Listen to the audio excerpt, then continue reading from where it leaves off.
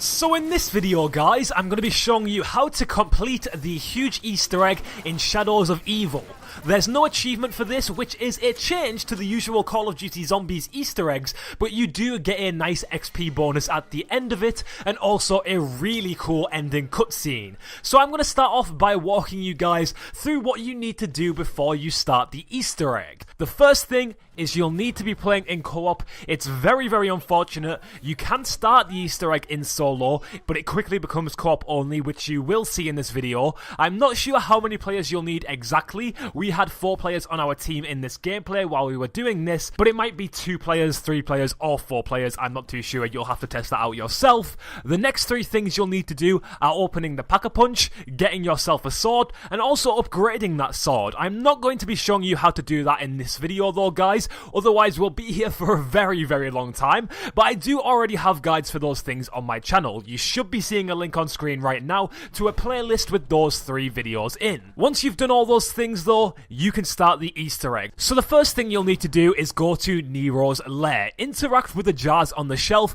and you'll see a book start to rise. Once you've done that, you can now go ahead and go down to the rift, and you'll see this flag on the ground. Before you do anything with it, you'll want to decide who your flag carrier is going to be. This step is all about coordination with your teammates, so you'll want to plan ahead of time. Now have your flag carrier pick up the flag, and now you'll see a bunch of purple electric points around the map. Zombies will stop spawning, and you'll instead be attacked by constant waves of meatballs and parasites. So go ahead and place your flag here at this location where one of the purple electricity things is. Once you do this, you'll want each player on your team to face a different direction with their backs to the flag, and of course you'll want to be fully prepared for this step with good weapons, perks, a zombie shield, and I would definitely suggest using the Civil Protector for this step too, because he's a really big help. The point of this step is to shoot the Shadow Man whenever he appears. He will appear in different locations on each side of the flag, and that's why you have 1 player on each side. When you see him, you'll need to shoot him until he vanishes. Do this multiple times until you hear a ding sound. Once you hear the ding sound, have all of your team move away from the flag. It's very important that you move away while your carrier picks it up, otherwise your carrier might have trouble with picking up the flag and you might fail. Once you have the flag, go ahead and move to this spot and repeat the same process. Once it's completed, have your flag carrier run into Nero's lair, and a ghost of a keeper will drain energy from the flag. Also make sure to avoid these pink symbols all over the ground, as they will damage you. Now we're going to do this 3 more times, so that's 6 more charges of the flag. You're going to want to do this in each district in the 2 locations where the purple electricity is. At the end of each run, you need to run to that district's ritual location, so the burlesque, the boxing gym, and also the Ruby Rabbit, and drain its energy. You can only do 1 run per round, so you might have to go through a few rounds to complete this. But once you've done it all, you'll want to head down to the Pack-a-Punch room, and you'll see 4 sleeping keepers above the gate worms. But before you do anything with these guys, I would definitely suggest getting yourself some crawlers. Once you've got those, you'll want to have each player activate these sleeping keepers, and the Shadow Man will appear in the middle of the room. The keepers will start to fire lasers at him. When this happens, your team needs to start firing at him too. This will take out his shield, and now he's going to teleport through a set path in the Pack-a-Punch room. He'll only teleport once you shot him, and you have to shoot him quick enough when he appears to push him all the way back to the summoning table. If you take too long to shoot him like we did here, he goes back to the center and you'll have to try again. But before that, he'll spawn a Magua, so you'll have to take that guy out too. Once you've taken him out, you can go ahead and try again. But if you aren't as terrible as we are, you can actually do this very easily first time. Just keep on shooting him quickly further and further back. A ray gun is really, really good for this. An upgraded ray gun is even better. But now that you have him back at the summoning table, you want to quickly run over and activate the summoning table, which will trap the Shadow Man inside of the summoning key. This is the point where it seems like things become co-op only. If you're playing solo right here, the Shadow Man will be trapped inside of the summoning key, and then nothing happens after that. But here in 4-player co-op, a giant gate worm will spawn above the summoning table, and then he'll disappear. Now is where things get a little bit complicated and a little bit weird. The game is going to change a lot here. First off, you'll notice there's absolutely no zombies spawning, and a bunch of Maguas have now spawned. The Maguas now have purple mouths instead of the usual yellow mouth. There are these weird white orbs all around the map. The purple symbols from the last step are back again, and also sometimes you might just randomly go down. So let me explain how exactly this works. After a certain amount of time, you'll see these white flashes and this purple gas will start to fill your screen.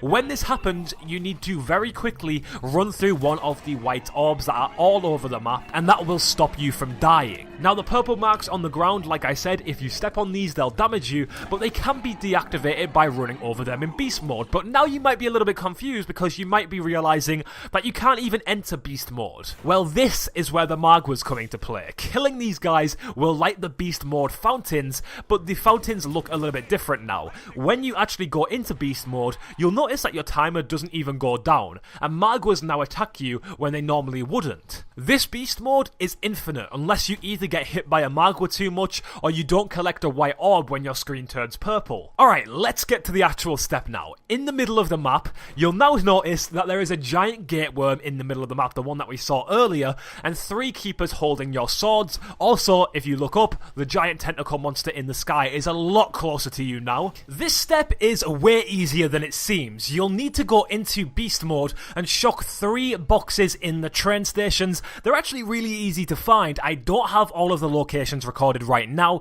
but you can see this one in the waterfront train station. They all look like this, and you'll find all of them very, very easily. Once all 3 have been shocked, you'll notice now that the train lines have all been electrified. So now you need a human player to call in the train somewhere, and this is going to kill the giant gate worm that can be found in the center of the map. Once the gate worm is gone, you now need to go back to the center of the map and shock all 3 of the keepers that you'll find there inside of beast mode, and this will activate the final cutscene and the Easter egg will be completed. It's honestly not that difficult at all. It's a little time consuming, but it's much shorter than the other zombies Easter eggs, and if you have a good team behind you, you'll get it done pretty easily. Now of course you'll get an amazing cutscene for completing this, but you'll also get yourself an XP bonus called Apocalypse Averted, and I'm not sure right now, but it seems like you may also be able to keep your perks when you go down. I'm not 100% sure on this one,